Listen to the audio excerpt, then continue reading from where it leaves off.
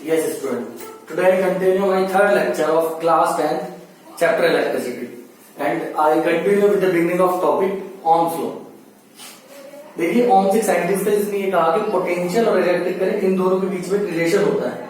उस रिलेशन को इसने कंसिडर किया है, यानी कि उस रिलेशन को इसने फाइंड आउट किया वी और आई के बीच में। उसने ये कहा कि पोटेंशियल करंट के डायरेक्टली प्रोपोर्शनल होता है, क्योंकि जब तक हम किसी भी सोर्स को, मैं कह रहा हूं कि कोई कंडक्टर है अगर, और उस कंडक्टर में ले लेता हूँ बल्ब वगैरह, अगर मैं एक बल्ब को कंसिडर करूं, उस बल्ब को जलाने के लिए मुझे एक सोर्स चाहिए, और वो सोर्स जो है यानी सोर्स या वोल्टेज में कहना चाहूंगा पोटेंशियल डिफरेंस से आता है, यानी पोटेंशियल डिफरेंस वो काम कर रहा है जो सेल या बैटरी की तरह है उसमें आपने लगाया हुआ है।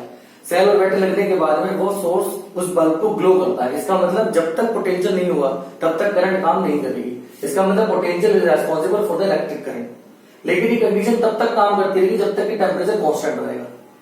सो एग्जाम में बोर्ड में क्वेश्चन पूछा हुआ है कि right the necessary condition of Ohm's law, तो आप बताएंगे necessary condition is temperature is constant, यानी टेम्परेचर अगर कांस्टेंट रहेगा तो ही ओम्स लॉ फॉलो करता है, अदरवाइज नहीं करेगा। तो ओम्स के लॉ को रिवाइज करना चाहूंगा एक बार और। According to Ohm's law, Ohm's ने कहा कि potential difference across the 2 points, क्योंकि पोटेंशियल डिफरेंस हम 2 पॉइंट्स के बीच में लेते हैं हमेशा, potential difference across the 2 points of a metallic conductor is directly proportional to current. Directly proportional किसके होता है? करंट के होता है, थ्रू द सर्किट, जो आप सर्किट में जुड़े हुए हैं, जो सर्किट में फ्लो कर रहे हैं उसके लिए, provided that temperature remains constant. लेकिन कब काम करेगा? जब टेम्परेचर आपको कांस्टेंट रहता है। मैथमेटिकली हमने इसे दिखाया कि directly proportional to I when the temperature is constant and the v is equal to I R. यहां पर हमने i प्रोपोर्शनल को करेंगे, कांस्टेंट हमने ऐड किया r, यहां पर r की वैल्यू निकालते हैं v upon i, where r is called resistance. अब ये तो हुआ हमारा जो हमने एक बेसिक फॉर्म पर पढ़ा, लेकिन ओम्स ने हमारे यहाँ पर हमारे सीबीएसई में 3 प्रैक्टिकल्स है हमारे फर्स्ट टर्म में जो इलेक्ट्रिसिटी से रिलेटेड है। पहला ओम्स लॉ, दूसरा सीरीज और थर्ड पैरेलल। तीनों के बारे में डिस्कशन करना चाहूंगा। ये एक्टिविटी दी हुई है, ये एक्टिविटी आपके एनसीईआरटी में दी हुई है, उसके बारे में बताना चाहूंगा। प्रैक्टिकली हम कंसिडर करें वीआई ग्राफ ओम्स के लिए।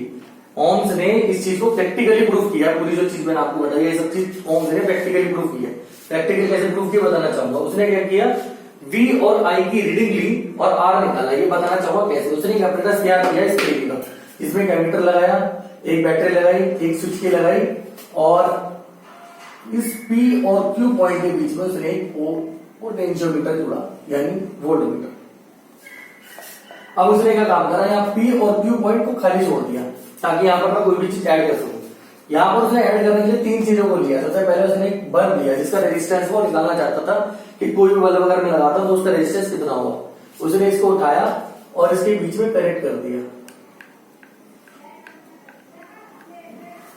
जब इसने इसे कनेक्ट किया तो सर्किट पूरा हो गया और करंट फ्लो होने लगी। करंट आई से फ्लो हुई और ये फ्लो करके इन्होंने जो है यहां से इसका, अब जब इस करंट को उसने फ्लो किया तो उसने एमीटर और वोल्टमीटर की रीडिंग ली। वोल्टमीटर में उसने रीडिंग ली, जब पहली रीडिंग उसने वोल्टमीटर में 0.1 चेक करी तो यहां पर उसे करंट की जो वैल्यू मिली वो 0. इस एमीटर में 0.01 वैल्यू मिली। फिर उसने दोबारा वोल्टेज की 0.2, करंट की वैल्यू 0.02 मिली उसे। फिर उसने यहाँ पर वोल्टेज मिली 0.3। इस तरीके से उसने वोल्टेज चेंजेस किए और उसे V और I की वैल्यू मिली। अब उसने V और I की वैल्यूज को एक ग्राफ में प्लॉट किया, एक ग्राफ बनाया V और I ग्राफ, V यहाँ पर वोल्ट्स और I यहाँ पर एम्पियर में। उसने इस ग्राफ पर प्लॉट किया, जैसे आप x और y में आपने मैथमेटिक्स में क्वेश्चन किए होंगे 9th क्लास में, x और y में आप ग्राफ प्लॉट करते हैं, इस तरीके से उसने ग्राफ प्लॉट किया। ग्राफ प्लॉट करने के लिए उसने x और y एक्सिस बनाई, x एक्सिस पर I और y एक्सिस पर उसने V को लिया, वोल्ट को। यहाँ पर उसने वैल्यू सब्स्टिट्यूट की तो V 0.1, 0.2, 0.3, 0.4 इस तरीके का स्केल बना हुआ है। इसी तरीके से करंट में 0.01, 0.2 इस तरीके से स्केल्स को बनाया। अब हम इसका ग्राफ ड्रॉ करते हैं तो 0.1 पे जरा ध्यान से देखिए x और y, 0.1 पे 0.01 मैंने इसको ये पहला पॉइंट मुझे मिल गया। इसी तरीके से मैंने दूसरा पॉइंट बनाया, तीसरा बनाया। इन सारे पॉइंट्स को मैंने आपस में जब रिलेट किया तो ये मुझे स्ट्रेट लाइन मिली। और हम 9th क्लास में पढ़ गए हैं ग्राफ में कि स्ट्रेट लाइन केवल तभी होती है जब वो डायरेक्टली प्रोपोर्शनल रिलेशन शो करते हैं। आइए, when we draw the graph between V and I, we get a straight line which proves that V is directly proportional to I. Also by the graph we can find the value of R, और इस graph के help से आप R की value को find out कर सकते हो। आइए इस ग्राफ से मैं R निकालना चाहूंगा। R is equal to delta V upon delta I। देखिए फॉर्मूला होता है R is equal to V upon I। Delta क्यों लेते हैं? डेल्टा हमने 9th क्लास में यूज किया था चेंजेस के लिए। Delta use for the change, delta T अगर लिख दिया जैसे हमने फॉर एग्जांपल 9th क्लास में delta T is equal to T2 minus T1 time changes के लिए हमने यूज किया है, ठीक है। तो इस तरीके से यहां पर भी हम उसे यूज करेंगे, डेल्टा V अपॉन डेल्टा आई, डेल्टा V में V2 माइनस V1 और डेल्टा आई को मिलता है I2 माइनस I1। इस ग्राफ पे आप कहीं भी जहां का मन करे कोई भी 2 पॉइंट ले लीजिए, मैंने यहाँ पर जो ग्राफ के पॉइंट आ रहे थे इन्हीं को ले लिया मैंने, इन्हें जब मैंने लिया तो एक पॉइंट को मैंने ले लिया I1 और दूसरे वाले पॉइंट को I2। अब इन्हीं के ही कोरेस्पोंडेंट I1 के कोरेस्पोंडेंट ही मैं V1 और V2 को लूंगा। I1 के कोरेस्पोंडेंट V1 की वैल्यू 0.2, I2 0.03 के कोरेस्पोंडेंट V2 की वैल्यू 0.3। इसको मैंने यहाँ पर सब्स्टिट्यूट किया, मैंने ये सारी वैल्यूज उठा के इस फॉर्मूले में यहाँ पे मैंने रख दी। सॉल्व करके जब मैंने इसको देखा तो मुझे 10 ओम मिलता है, जबकि मैंने इस टेबल में भी मैंने R equal to V upon I निकाला, V अपॉन I हर बार निकाला तो ये 10 10 10, इसका मतलब ये हर बार 10 आ रहा है। अब ये मैथमेटिकल मेथड है जो मैंने निकाल के दिखाया, ये ग्राफिकल मेथड है। इसका मतलब मैथमेटिकल ग्राफिकल मेथड से जो वैल्यूज मिल रही थी वो दोनों सेम मिली इसे ओम्स को, तो उसने इस ग्राफ को वेरीफाइड कर दिया कि यहाँ ये वेरीफाइड है, ठीक है। उसके बाद में क्वेश्चन ये आता है कि ये 3 डायग्राम मैंने यहाँ पर बनाई है। पहले डायग्राम में मैंने यहाँ पर आपको एक रेजिस्टेंस R निकाल के दिखाया, बाकी 2 प्रैक्टिकल जो मेरे लैब में है वो यही प्रैक्टिकल्स है। इन दोनों वायर्स को आप यहाँ पर R1 R2 को उठा के रख देंगे तो ये यहाँ पर सीरीज कॉम्बिनेशन को वेरीफाई कर देते हैं कि R equal to R1 plus R2 होता है। इन्हीं दोनों का जब पहला कनेक्शन हम यहाँ पर लगाते हैं P और Q के बीच में, तो ये कनेक्शन आपका जो है सीरीज कॉम्बिनेशन के लिए काम करता है।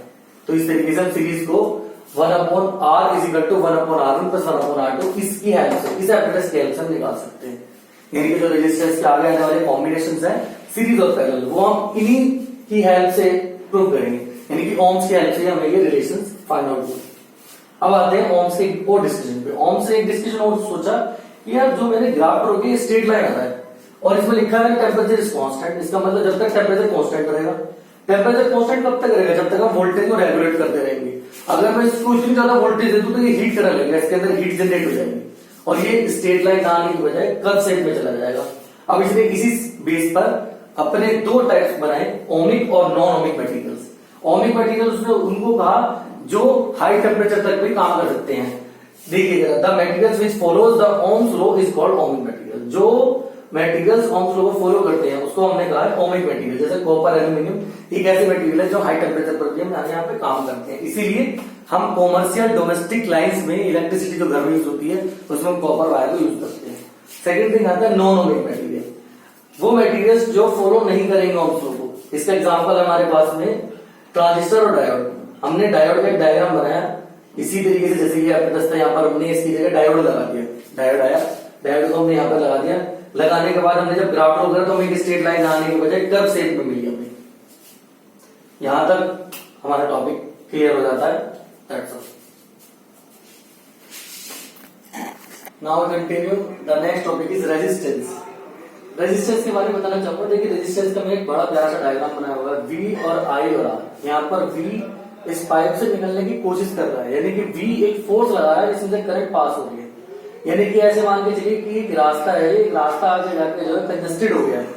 अब इस कंजेस्टेड रास्ते में से रेजिस्टेंस यहाँ पर ज्यादा है, रेजिस्टेंस एक इंपोजिंग कर रहा है, रेजिस्टेंस दबा रहा है इस पाइप को, जहां पर V एक फोर्स लगा रहा है इस करंट I को निकलने के लिए। यानी कि V वो अप्लाइड फोर्स है जो I के ऊपर लग रही है, यानी I निकलना चाहता है लेकिन उसे V धक्का दे रहा है और I निकल रहा है, लेकिन उसे रोकने की कोशिश कौन कर रहा है, रेजिस्टेंस कर रहा है। यानी कि रेजिस्टेंस रास्ते में वो रुकावट है जो उसे रोकती है। दूसरा एग्जांपल भी लेना चाहे आप ले सकते हैं। जैसे अगर मैं बात करूं कि कहीं बहुत ज्यादा कंजेस्टेड है, कंजेस्टेड एरिया यानी कि बहुत ज्यादा भीड़ है, उस भीड़ में से अगर मैं निकलने की कोशिश करूं तो ये मान के चलिए कि वो भीड़ एक रेजिस्टेंस है जिसमें मुझे पीछे वाली पब्लिक क्या कर रही है, धक्का दे रही है। वो पीछे वाली जो पब्लिक मुझे धक्का दे रही है आगे चलने के लिए, वो वोल्टेज है, यानी वो पोटेंशियल है जो मुझे आगे बढ़ने के लिए। मैं आई, अगर मैं अपने आप को आई मान लूं, मैं चल रहा हूं भीड़ में और बीच में जो पब्लिक जो इकट्ठी हो रही है वो रेजिस्टेंस है, क्योंकि मुझे निकलने में प्रॉब्लम क्रिएट कर रही है मेरे साथ में। और मुझे धक्का कौन दे रहा है पीछे से, वो वोल्टेज। कोई कह रहा है चलो भाई चलो चलो भाई चलो, आगे धक्का दे रहा है मुझे निकलने के लिए। So voltage is the pressure जो मुझ पर लग रहा है, और आई यानी मैं चल रहा हूँ, और रेजिस्टेंस वो कंप्रेशन हो गया, वो भीड़ हो गई जो मुझे निकलने में प्रॉब्लम क्रिएट कर रही है। ठीक है, तो एक तरीके का रुकावट होगी, ऑब्स्टेकल हो गया एक तरीके का। It is the obstacle of electric current और the flow of charges in a conductor. किसी कंडक्टर में फ्लो ऑफ चार्जेस के लिए या करंट के लिए जो ऑब्स्टेकल है, रुकावट का काम करे, उसे हम रेजिस्टेंस बोलते हैं। इसका formula R is equal to V upon I Ohm's law से हमने निकाला। इसकी यूनिट होती है ओम। ओम साइंटिस्ट थे जिनके नाम पर इसकी यूनिट बनी। ओम एक ग्रीक लेटर है, ठीक है। ग्रीस एक कंट्री है जहां पर जो लेटर्स यूज होते हैं इंग्लिश अल्फाबेट्स के, जैसे हमारे इंग्लिश अल्फाबेट एबीसीडी है, ऐसे उनके यहाँ पर ग्रीक लेटर्स हैं। तो उनमें जो ग्रीक लेटर है ये है ओम, ठीक है, ग्रीक लेटर। अब नेक्स्ट डेफिनेशन आती है वन ओम। वन ओम जैसे कि हमने बहुत सारी बनाई है पीछे डेफिनेशन, 1 एम्पियर की बनाई है, 1 वोल्ट की बनाई है, इसी तरीके से 1 ओम बनाई है। R is equal to V upon I. 1 ohm कब होगा? जब ये 1 वोल्ट और ये 1 एम्पियर हो जाए, यही डेफिनेशन है। अगर when potential difference is 1 volt, जब 1 वोल्ट पोटेंशियल डिफरेंस होगा एंड द करंट होगा सर्किट, और सर्किट में जो करंट होगा वो 1 एम्पियर है, then the resistance will be, तब रेजिस्टेंस 1 ओम हो जाता है, ठीक है। अब क्वेश्चन आया हुआ है एग्जाम में, बोर्ड में पूछा हुआ है कि गुड कंडक्टर, बैड कंडक्टर या पुअर कंडक्टर के बारे में एक्सप्लेनेशन दीजिए on the basis of resistance theory. Resistance theory यानी जो आपने पढ़ी, इस रेजिस्टेंस के बेस पर डिफाइन किया। तो गुड कंडक्टर किसे बोलते हैं? जिसका रेजिस्टेंस कब से कम होगा। सबसे कम का मतलब रेजिस्टेंस क्या कर रहा है? हमारे फ्लो को रोक रहा है, यानी कि जैसे मैं जा रहा हूँ, भीड़ इकट्ठी हो रही है, वहां पर रेजिस्टेंस ने भीड़ कर रखी है, मैं निकलना चाहता हूँ करेक्ट टाइम में। अब रास्ता अगर साफ होगा तो आराम से निकल जाऊंगा। तो जिसमें लो रेजिस्टेंस होगी, जिससे भीड़ कम होगी, वहां पर कंडक्टर गुड होगा क्योंकि करंट इजीली पास हो जाएगी। अब पुअर और या बैड कंडक्टर कौन होगी? जिसमें कंपोनेंट बहुत ज्यादा हाई होगा। बैड, पुअर कौन सा बोला? रास्ता कौन सा खराब है, बहुत ज्यादा भीड़ होगी, रेजिस्टेंस बड़ी बड़ी दुनिया भर की भीड़ हो रही है उसमें, मैं निकल नहीं पा रहा, तो उसे हमने पुअर या बैड कंडक्टर। अब इसी बेस पर हमने रेजिस्टेंस को टू पार्ट से बांटा हुआ है। Resistance have two types, constant resistance and the variable resistance. Constant resistance कौन सी होती है? कांस्टेंट रेजिस्टेंस वो होती है जिनको आप चेंज नहीं कर सकते। जैसे फॉर एग्जांपल बाजार से हम रेजिस्टेंस लेकर आते हैं, टॉपिक फिनिश होने के बाद में आपको कुछ वीडियोस, मैंने कुछ पिक्चर्स क्लिक की हुई है, उन पिक्चर्स को आपको दिखाना चाहूंगा कि रियोस्टेट कैसा होता है, रजिस्टर कैसे होते हैं, ये सारी चीजें आपको बोनस में है। ये खत्म होने के बाद टॉपिक मैं आपको कुछ वीडियोस दिखाऊं, कुछ फोटोज दिखाऊंगा, जिनसे आपको क्लियर हो जाएगा कि रजिस्टर देखने में कैसा होता है, रियोस्टेट कैसा होता है देखने में, रेजिस्टेंस बॉक्स कैसा होता है, ठीक है, 1 वे की कैसे होती है, जो कि हमने पिछली क्लास में डिस्कस की थी। उनको दिखाना चाहूंगा एक फोटोज में। तो फोटोज मैंने कुछ क्लिक की हुई है, वो फोटोज आपको दिखाना चाहूंगा। आइए, रेजिस्टेंस है कांस्टेंट रेजिस्टेंस और वेरिएबल। कांस्टेंट यानी जो फिक्स है। जैसे फॉर एग्जांपल बाजार से मैं रेजिस्टेंस लेने गया, 10 ओम का रेजिस्टेंस नहीं कहूंगा, उसे कहूंगा रजिस्टर। अंकल मुझे 10 ओम का रजिस्टर दे दो, फिक्स वैल्यू है 10 ओम। अब उसमें ये नहीं कि 10 में तो 20 कर दो उसे, या 30 ओम हो जाए, अब आराम नहीं, वो फिक्स बनाया कि वो 10 ओम का ही होगा। इसी तरीके से वेरिएबल रेजिस्टेंस होता है। वेरिएबल में क्या होता है? चेंजेस हो सकते हैं। जैसे फॉर एग्जांपल रियोस्टेट और रेजिस्टेंस बॉक्स। रियोस्टेट वो एपरेटस है जिसपे ऊपर लिखा हुआ आता है कि 1 ओम से लेकर आप 100 ओम तक इसे वेरी कर सकते हैं। 1 ओम से 100 ओम तक की वैल्यू को आप बना सकते हैं। रेजिस्टेंस बॉक्स में भी इसी तरीके का काम होता है, ये भी वेरिएबल रेजिस्टेंस का काम करता है, जिसके अंदर हम 1 ओम 2 ओम 3 ओम काउंटिंग वाइज हम बना सकते हैं। इसमें आपको पता नहीं, फिक्स नहीं कर सकते आप कि अब 20 बनना है, 30 या 40 है, 1 to 100 ही हमें पता है। लेकिन इसमें हमें फिक्स पता होता है कि अब हम 1 ओम बना सकते हैं, 2 ओम बना सकते हैं, 3 ओम बना सकते हैं, इस तरीके। नेक्स्ट आता है हमारा रेजिस्टर, जो इसके बारे में आपको बात की। ये एक एप्रिशिएबल वैल्यू होता है। अब conductor having some appreciable resistance, एक कंडक्टर जो कुछ एप्रिशिएबल यानी फिक्स वैल्यू रखता है, उसे हमने रेजिस्टेंस कहा है, रेजिस्टर कहा है। Now continue the next topic is rheostat.